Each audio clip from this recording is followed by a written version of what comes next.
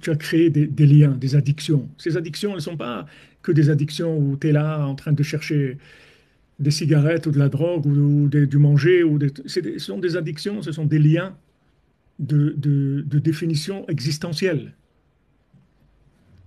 C'est de la définition existentielle. C'est pas que des rapports de consommation, c'est existentiel. C'est-à-dire que ta vie, tu l'as définie avec ça. Elle est définie par ça. Si tu coupes ça, tu vas mourir. Tu crois que tu vas mourir.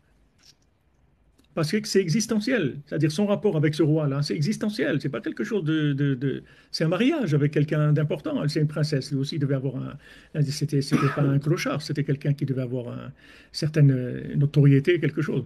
Donc petit à petit, ça commence à chauffer, ça va pas, etc.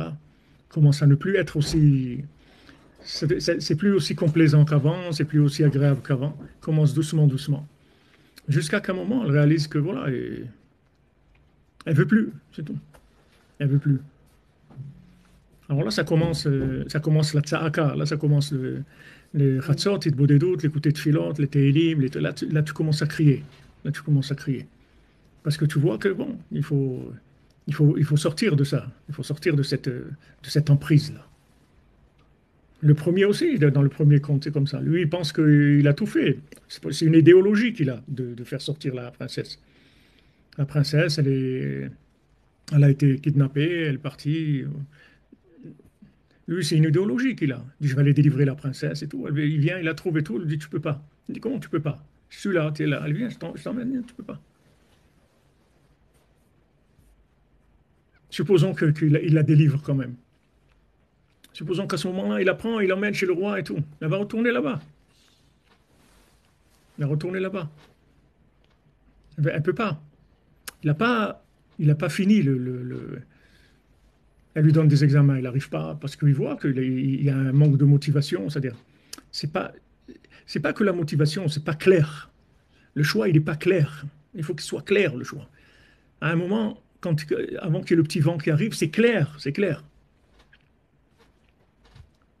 Je reviens plus en arrière, c'est terminé, c'est clair.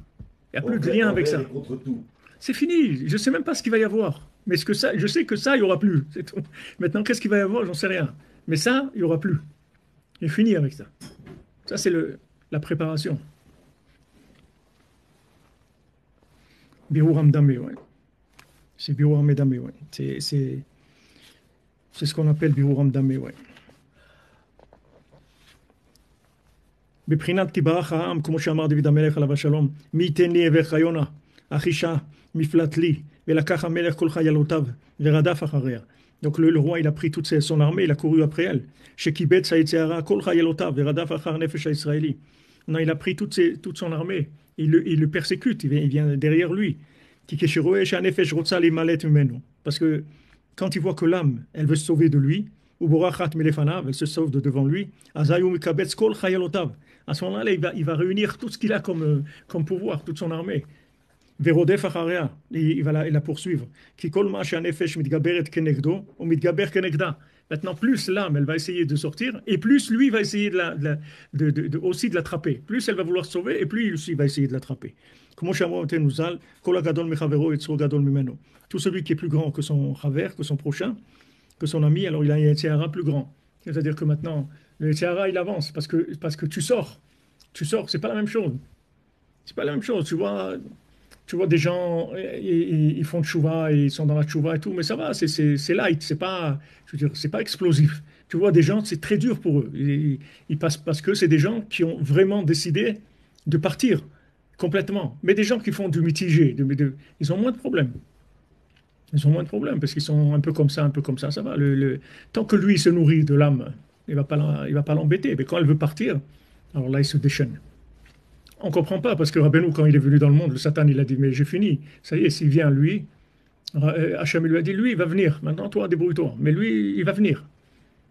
C'est-à-dire que le Satan, il sait qu'il a terminé déjà quand Rabbeinu est venu, puisque Rabbeinu l'a dit, j'ai terminé, je vais terminer. Donc, il sait qu'il a terminé. Mais malgré ça, il va essayer de faire tout ce qu'il peut pour essayer de décourager les gens, pour essayer de leur enlever ce qu'ils auraient pu faire. Parce que, ok, tu fais Shabbat, tu fais la Torah, tu fais ce que tu fais, mais tu peux faire des choses, tu peux arriver à des, des- des révélations, à des choses extraordinaires, tu peux faire des bénéfices extraordinaires dans le monde. Lui, il va essayer de faire le maximum pour t'empêcher d'arriver à ça.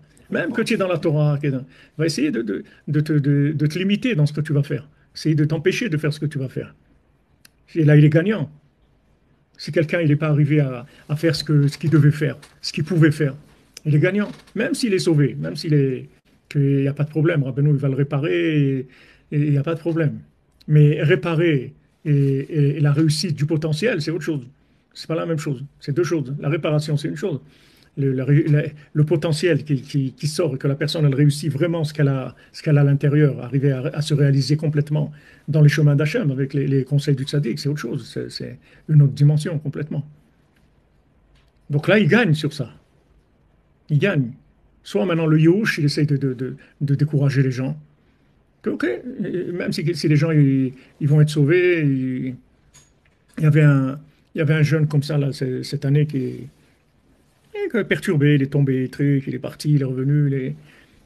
Et, un jour, ses amis ils l'ont tiré pour qu'il aille à Ouman. Il est venu à Ouman à Rosh Hashanah. Mais bon, c'était dur, il est venu que le deuxième jour, etc. Mais il est venu quand même à Ouman à Rosh Hashanah. Maintenant, c'était quelqu'un qui était marié et tout ça, il a tout quitté, il est parti, il a tout abandonné et tout, il est parti. Alors, il a réservé en Floride un hôtel, il a été dans cet hôtel et il m'a assis dans la piscine de l'hôtel, il s'est noyé, le gars. Alors, ses amis et tout, ils ont organisé l'enterrement et tout. Et au moment de l'enterrement, la femme, elle vient. La femme, c'est une ancienne femme. Et elle dit non, moi, je veux qu'ils soient enterrés pas comme un juif. C'est moi, j'étais sa femme et tout. Et voilà, c'est arrivé au tribunal. C'est arrivé au tribunal. Alors, la femme, elle dit, moi, j'ai le droit, c'était mon mari. Et voilà, moi, je sais que c'est comme ça qu'il faut qu'ils soient enterrés. Alors le juge, il a posé une question. Il a dit le nouvel an, en Rosh Hashanah, le nouvel an, où il était. Il dit il était à Ouman. Il était à Ouman, c'est un juif. Vous l'enterrez comme un juif.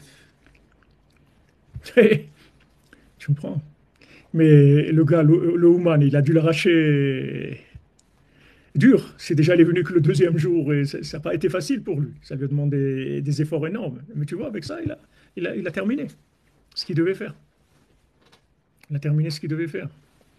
Donc ces situations-là, si tu veux, elles nous viennent tous les jours dans plein de choses.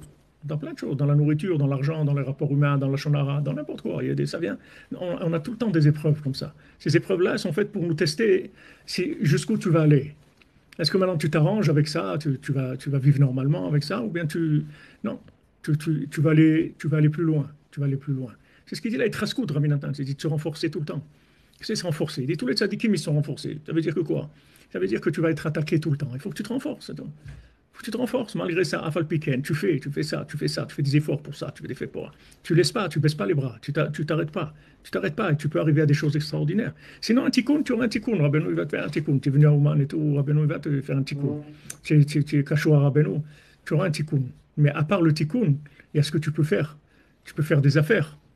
Tu peux faire des affaires énormes dans ce monde. Tu peux arriver de Bonenu à Torah, tu peux arriver à des choses extraordinaires. Ça dépend de combien tu lâches l'autre côté. Tant que l'autre côté, il est sympa avec toi, c'est que ça va, tu fais rien, tu le déranges pas.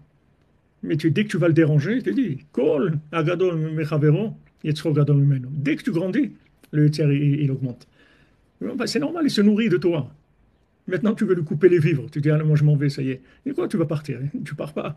Et là, ça commence ça commence la guerre, ça commence la lutte. Et après, quand tu trouves le mendiant, ça y est, c'est là.